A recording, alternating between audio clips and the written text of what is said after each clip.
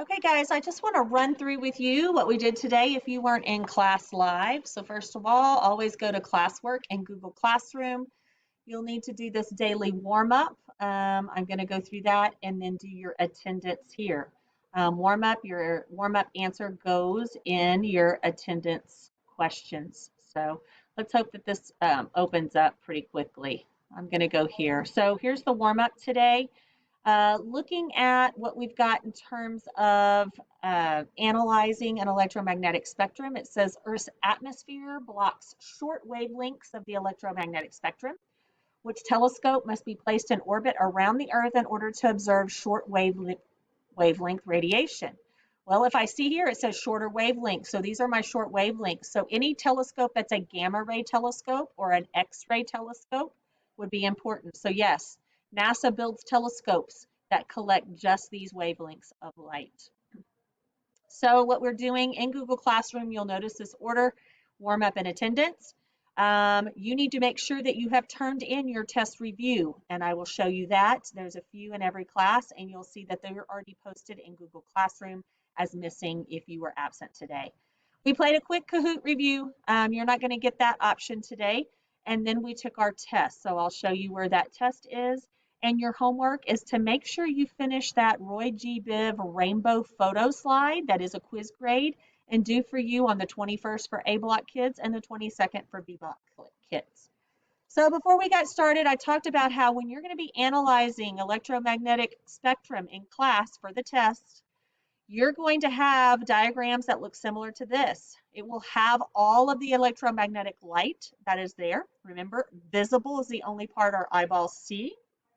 All of the wavelengths are either too long over here for our eyeballs to detect or too short if they're on this side. And the wavelength is typically represented with this little line to show you the longer wavelengths, and we get shorter as we move towards gamma. You'll also see that there's some measurements in terms of using exponents. And remember, in math skills, if it's a positive exponent, that means you're adding and moving your decimal to the right, which is making it a larger number. If it's a negative, that means we're going to move that decimal to the left. So in this case, 2 places. And over here at gamma, we're moving it to the left 12 places. So this is a really, really tiny number in terms of wavelength. In terms of frequency, that's measured in a unit called hertz. These are all positive exponents. So we're adding zeros to the right. So this is our really, really big number. So we have high frequency, big frequency, and very tiny low wavelength. So they're inversely related. You may see diagrams like this where the visible has been magnified out. Remember, visible lies in the center here. So red is actually way over here on this side and purple squished in right here. Still longer wavelengths red, shorter wavelengths purple for the visible. And again, we've got some labels. Look at those labels for long and short wavelength and high and low frequency. And then just to recall, when we first started our unit, we started off classifying stars based on their temperature and their luminosity or brightness in our HR diagrams. So surface temperature is always on the x-axis. It's a little different. We have the hot on the left and it gets cooler as you move to the right. And then in terms of luminosity, which is brightness, we have our sun, which is a 1, and we compare all stars to our sun. So if it's above the sun, this means it's 100 times brighter than our sun and 10,000 times brighter than our sun. And here we go 100 times dimmer than our sun and 10,000 times dimmer than our sun. So 90% of the stars fall in this little relationship called a main sequence, where whenever it gets hotter, they get brighter, and when they get cooler, they get dimmer. And our sun is a main sequence star about right here. Now, if you have really, really bright, cool stars, they're called giants, red giants. And if you have really hot, dim stars, they are called white dwarfs. So you have these extremes here, and our sun's just an average star in the middle.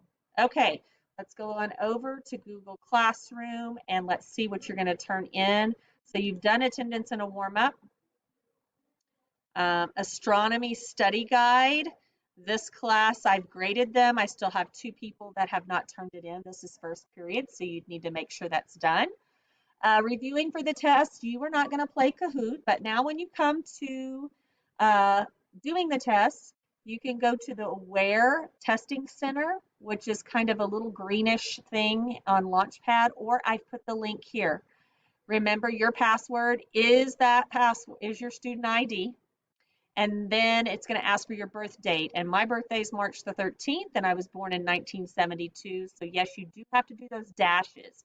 2 digits for month, 2 digits for date, and then your year. Once you're in, get started. It is going to be open today, and then as soon as they're put in, if you were absent, you need to get that done by midnight tonight, and then I'm going to turn it off.